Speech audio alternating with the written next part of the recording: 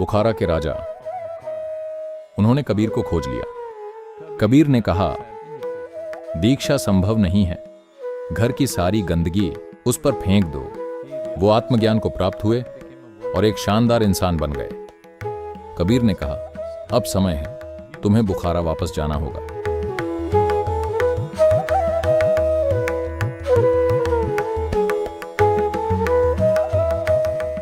बुखारा के राजा। बुखारा जो टाइग्रिस नदी के आसपास का क्षेत्र था, आज जिसे आप इराक ईरान कहते हैं, उस समय यह राज्य बुखारा कहलाता था। बुखारा के राजा, जिनका नाम इब्राहिम बिन आदम था, एक आध्यात्मिक साधक थे, लेकिन वो बहुत आराम वाले एक महल में रहते थे। लेकिन गुरु को पाने और आध्यात्मिक मार्ग पर चलने की उनकी लालसा बहुत प्रबल थी। एक दिन वो अपने बिस्तर पर लेटने ही वाले थे। उनके बिस्तर की खासियत ये थी कि हमेशा उनके लोग उनके बिस्तर पर 1 फुट ऊंचे ताजे चमेली के फूल रखा करते थे। वो हमेशा फूलों पर सोते थे। तो वो अपने बिस्तर पर लेट ही रहे थे, तभी उन्हें छत पर कुछ शोर सुनाई दिया। वो लेटे हुए सुन रहे थे, फिर उन्हें आवाज सुनाई दी जैसे कोई चल रहा है। तो वो खिड़की के पास गए और चिल्लाए, अरे वहां ऊपर कौन है? वहां क्या कर रहे हो? तो 2 लोगों ने जवाब दिया। उन्होंने कहा, हम ऊंट चलाने वाले हैं, हमने अपने ऊंट खो दिए हैं, हम उन्हें ढूंढ रहे हैं। राजा ने कहा, किस तरह के मूर्ख लोग हो तुम? तुम्हारे ऊंट खो गए हैं और तुम मेरे महल की छत पर ऊंटों को खोज रहे हो? कौन तुम लोग? मूर्ख हो या पागल हो? तब उनमें से एक बोला, जब तुम फूलों के बिस्तर पर लेटकर परमात्मा की खोज कर सकते हो, तो हम महल की छत पर अपने ऊंट क्यों नहीं खोज सकते? तो राजा को बात समझ में आ गई। उन्होंने अपना राजपाट त्याग दिया और भारत के काशी चले आए। और वहां कुछ खोजबीन के बाद उन्हें पता चला कि भारत में काशी में एक संत हैं जिनका नाम कबीर है। आज कबीर एक बहुत ही प्रसिद्ध संत हैं। उनकी कविताएं आज भी भारत में हर जगह गाई जाती हैं। तो उन्होंने कबीर को ढूंढ निकाला। कबीर ने कहा, देखो तुम एक राजा हो, मैं एक गरीब जुलाहा हूं। कबीर हमेशा एक बुनकर रहे अपने पूरे जीवन में। हालांकि वो एक आध्यात्मिक गुरु थे, लेकिन वो अपनी आजीविका के लिए बुनाई करते रहे, कपड़ा बुनना, कताई करना और बुनना। वो बोले, देखो मैं एक गरीब बुनकर हूं, तुम एक राजा हो। अगर तुम सीखने के लिए मेरे घर में आओगे तो ये काम नहीं करेगा, ये मेल नहीं खाएगा। एक राजा मेरे घर में बैठा है और मैं उसे सिखाने की कोशिश कर रहा हूं, ये काम नहीं करने वाला, कहीं और जाओ। बुखारा के राजा ने विनती की।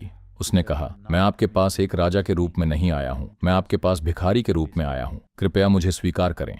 कबीर इच्छुक नहीं थे, लेकिन उनकी पत्नी लोई ने कहा, वो ईमानदार दिखता है, एक सच्चा साधक दिखता है, उसे स्वीकार कर लीजिए।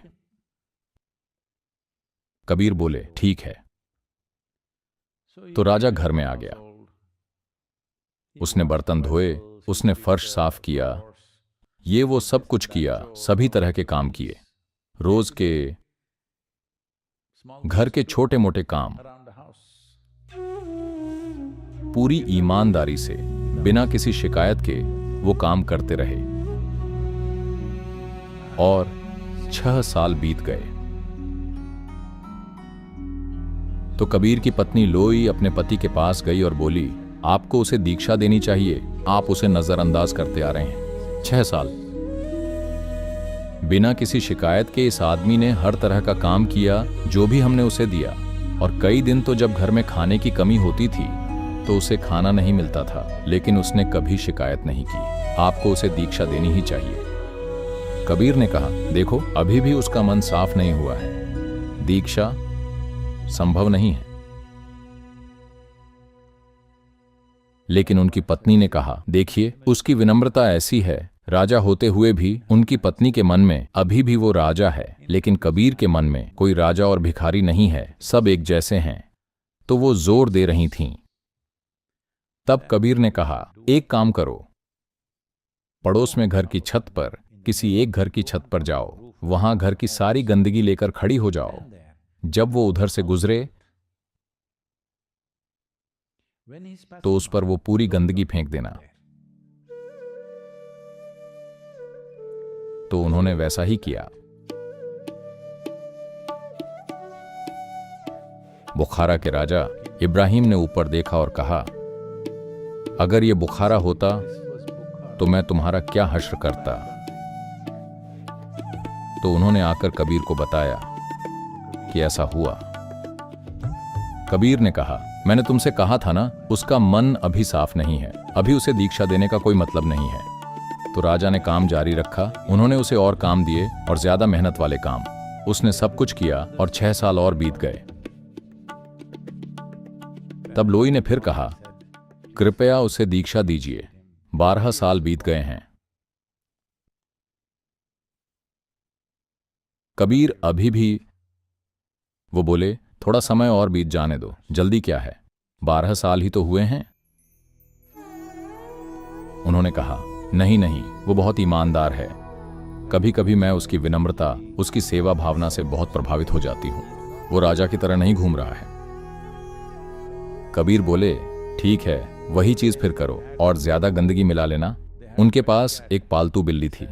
वो बोले, बिल्ली की सारी टट्टी भी कूड़े में मिला देना और उस पर फेंक देना। तो वो वहां से गुजर रहा था। उन्होंने सब कुछ उस पर फेंक दिया, सारी गंदगी और हर चीज। तो उसने ऊपर देखा और कहा, मैं आपका आभारी हूं क्योंकि आपने मुझ पर अभी वही चीज फेंकी है जो मेरे दिमाग में है, इसीलिए मैं आपका बहुत आभारी हूं। और वो चला गया। तो वो आई और कबीर को बताया। कबीर बोले, समय आ गया है। तो उन्होंने उसे दीक्षा दी। वो आत्मज्ञान को प्राप्त हुए और एक शानदार इंसान बन गए। तब कबीर ने कहा, अब तुम्हें वापस जाना चाहिए। अब जब तुम्हें आत्मज्ञान हो गया है तो तुम्हें यहां नहीं होना चाहिए, तुम्हें बुखारा वापस जाना चाहिए।